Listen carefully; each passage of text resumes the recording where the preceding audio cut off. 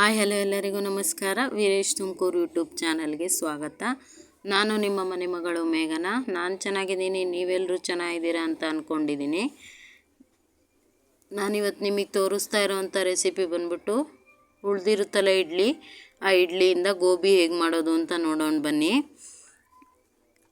ಇವಾಗ ನೋಡಿ, ನಮ್ಮ ಮನೆಯಲ್ಲಿ 3 ಇಡ್ಲಿ ಉಳಿದಿತ್ತು. ಟೀ ಟೈಮ್ ಸ್ನ್ಯಾಕ್ಸಿಗೆ ಆಗುತ್ತೆ ಅಂತ ಹೇಳ್ಬಿಟ್ಟು ಗೋಬಿ ಮಾಡ್ತಾಯಿದ್ದೆ ಮನೆಯಲ್ಲಿ. ಹಾಗೆ ನಿಮಗೂ ಒಂದು ಸತಿ ತೋರಿಸೋಣ ಅಂತ ವಿಡಿಯೋ ಮಾಡಿದ್ದು. ಇವಾಗ ಇಡ್ಲಿನ ನಾನು ಈ ಥರ ಚಿಕ್ಕ ಚಿಕ್ಕ ಪೀಸಾಗಿ ಹಚ್ಕೊಂಡಿದ್ದೀನಿ. ನಂತರ ಇದಕ್ಕೆ ನಾನಿಲ್ಲಿ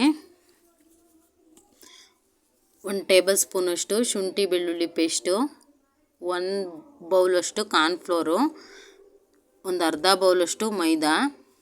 ನೀವು ಯಾವ ಕ್ವಾಂಟಿಟಿಲಿ ತೊಗೊಂಡಿರ್ತೀರೋ ಅದರಲ್ಲಿ ಅರ್ಧ ಮೈದಾ ತೊಗೊಳ್ಳಿ. 1 table spoon Kashmiri chilli powder, ಇದು ಖಾರಕ್ಕೋಸ್ಕರ ಗುಂಟೂರು ಮೆಣಸಿನ್ಕಾಯಿ ಪೌಡ್ರು, ಉಪ್ಪು, 1-2 ಟೇಬಲ್ ಸ್ಪೂನಷ್ಟು ಕಡಲೆಬೇಳೆ ಹಿಟ್ಟು, 1-2 ಟೇಬಲ್ ಸ್ಪೂನಷ್ಟು ಅಕ್ಕಿ ಹಿಟ್ಟು. ಇಷ್ಟನ್ನು ಹಾಕಿ ಚೆನ್ನಾಗಿ ಒಂದು ಸತಿ ಡ್ರೈ ಮಿಕ್ಸ್ ಕೊಟ್ಕೊತಾ ಇದ್ದೀನಿ. ನಂತರ ಇದಕ್ಕೆ ಸ್ವಲ್ಪ ನೀರು ಸೇರಿಸಿ ಚೆನ್ನಾಗಿ ಅಂದರೆ ಬೋಂಡದ ಹಿಟ್ಟಿನ ಹದದಲ್ಲಿ ಕಲಿಸ್ಕೋಬೇಕು. ಒಂದೇ ಸತಿ ನೀರು ಸೇರಿಸಿ ಕಲಿಸ್ಕೋಬೇಡಿ, ಸ್ವಲ್ಪ ಸ್ವಲ್ಪನೇ ನೀರು ಹಾಕ್ಕೊಂಡು ನೀಟಾಗಿ ಮಿಕ್ಸ್ ಮಾಡ್ಕೊಳ್ಳಿ. ಇವಾಗ ನೋಡಿ, ಇಲ್ಲಿ ಸೇಮ್ ಬೋಂಡದ ಹಿಟ್ಟಿನ ಅದಕ್ಕೆ ಕಲಿಸ್ಕೊಂಡು ಇಡ್ಲಿ ಪೀಸಸ್ನ ಒಂದೊಂದಾಗಿ ಎತ್ತಿ ನಾನು ಎಣ್ಣೆ ಒಳಗೆ ಬಿಟ್ಕೊತಾ ಇದ್ದೀನಿ. ಜಾಸ್ತಿ ಹಾಕ್ಬಿಟ್ಟು ನೀವು ಒಂದೇ ಸತಿ ಬಿಡ್ತೀನಿ ಅಂದರೆ ಆಗಲ್ಲ, ಅದು ಅಷ್ಟೊಂದು ಚೆನ್ನಾಗಿ ಬರಲ್ಲ. ಈ ಥರ ಒಂದೊಂದೇ ಪೀಸ್ನ ನೀವು ಎತ್ತಿ ಎತ್ತಿ ಬಿಟ್ಕೊಳ್ಳೋದ್ರಿಂದ ತುಂಬಾ ಚೆನ್ನಾಗಿ ಬರುತ್ತೆ. ನೋಡಿ, ಈ ಥರ ನಾನು ಬೇಯಿಸ್ಕೊಂಡಿದ್ದೀನಿ. ಅಂದರೆ ಅವು ಸೌಂಡ್ ಬರಬೇಕು ಅಲ್ಲಿವರೆಗೂ ಚೆನ್ನಾಗಿ ನಾನಿಲ್ಲಿ ಬೇಯಿಸ್ಕೊಂಡಿದ್ದೀನಿ ಪೂರ್ತಿ. ಇವಾಗ ಬೇಯಿಸಿದ ನಂತರ ಇದಕ್ಕೆ ಗೋಬಿದು ಮಸಾಲೆ ರೆಡಿ ಮಾಡಬೇಕಲ್ವ, ಅದಕ್ಕೋಸ್ಕರ ನಾನಿಲ್ಲಿ ಒಂದು ಪಾತ್ರೆ ಇಟ್ಟು, ಒಲೆ ಮೇಲೆ ಒಂದು ಪಾತ್ರೆ ಇಟ್ಟು ಅದಕ್ಕೆ 1-2 ಟೇಬಲ್ ಸ್ಪೂನಷ್ಟು ಎಣ್ಣೆ ಹಾಕಿದ್ದೀನಿ.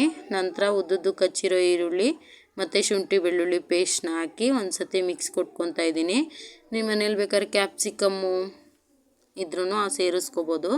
ಇದಕ್ಕೆ 1-2 ಟೇಬಲ್ ಸ್ಪೂನಷ್ಟು ಸೋಯಾ ಸಾಸು ಮತ್ತು ಚಿಲ್ಲಿ ಸಾಸು ಮತ್ತು ಟೊಮೊಟೊ ಸಾಸ್ ಕೂಡ ಆ್ಯಡ್ ಮಾಡಿಕೊಂಡು 1 ಬೌಲಷ್ಟು ನೀರು ತೊಗೊಂಡು 1 ಬೌಲಷ್ಟು ನೀರು ಕೂಡ ಸೇರಿಸಿದ್ದಕ್ಕೆ ನಾನು ಮಿಕ್ಸ್ ಕೊಟ್ಕೊತಾ ಇದ್ದೀನಿ. ಸಾಸ್ಗಳ್ನೆಲ್ಲ ನೀವು ಯಾವ ಕ್ವಾಂಟಿಟಿಲಿ ಮಾಡ್ತಾಯಿದ್ದೀರೋ ಆ ಕ್ವಾಂಟಿಟಿಲಿ ಸೇರಿಸ್ಕೊಳ್ಳಿ. ನಂತರ ನಾನಿಲ್ಲಿ ಇಡ್ಲಿ ಕರಿಬೇಕಾದ್ರೂ ಸ್ವಲ್ಪ ಉಪ್ಪು ಸೇರಿಸಿದ್ದೆ. ನೀವು ಯಾವ ಕ್ವಾಂಟಿಟಿಲಿ ಸೇರಿಸ್ಕೊಂಡಿದ್ದೀರಾ ಅಂತ ನೋಡಿಕೊಂಡು ಇದಕ್ಕೂ ಸ್ವಲ್ಪ ಉಪ್ಪು ಮತ್ತು 1 ಟೇಬಲ್ ಸ್ಪೂನು ಖಾರದ್ದು ಮೆಣಸಿನ್ಕಾಯಿ ಪುಡಿನ ಸೇರಿಸ್ಕೊತಾ ಇದ್ದೀನಿ. ಅದ ನಂತರ ನಾನಿಲ್ಲಿ ಕರೆದಿಟ್ಟಿದ್ನಲ್ಲ ಇಡ್ಲಿನ, ಅವನ್ನೆಲ್ಲ ನೀಟಾಗಿ ಇದ್ರೊಳಗೆ ಸೇರಿಸ್ಕೊಂಡು ಒಂದು ಸತಿ ಚೆನ್ನಾಗಿ ಮಿಕ್ಸ್ ಕೊಟ್ಕೊಂಡ್ರೆ ಮುಗೀತು. ಮೇಲೆ ಗಾರ್ನಿಷಿಗೋಸ್ಕರ ನಾನು ಈರುಳ್ಳಿನ ಹಾಕ್ಬಿಟ್ಟು ಸರ್ವ್ ಮಾಡಿದ್ರೆ ಇಡ್ಲಿ ಗೋಬಿ ರೆಡಿ. ನೋಡಿದ್ರಲ್ಲ ಎಷ್ಟು ಈಸಿಯಾಗಿ ತುಂಬಾ ಕಡಿಮೆ ಸಮಯದಲ್ಲಿ ಇಡ್ಲಿ ಗೋಬಿನ ರೆಡಿ ಮಾಡ್ಕೊಬೋದು ಅಂತ. ನೀವು ಕೂಡ ಒಂದು ಸತಿ ಮನೇಲಿ ಟ್ರೈ ಮಾಡಿ. ಹಾಗೆ ನಮ್ಮದು ಫೇಸ್ಬುಕ್ಕಲ್ಲಿ ಮೇಘನಾ ವೀರೇಶ್ ಅಂತ ಫೇಸ್ಬುಕ್ ಪೇಜ್ ಕೂಡ ಇದೆ, ಅಲ್ಲೂ ಕೂಡ ಫಾಲೋ ಮಾಡಿ. Thank you for watching.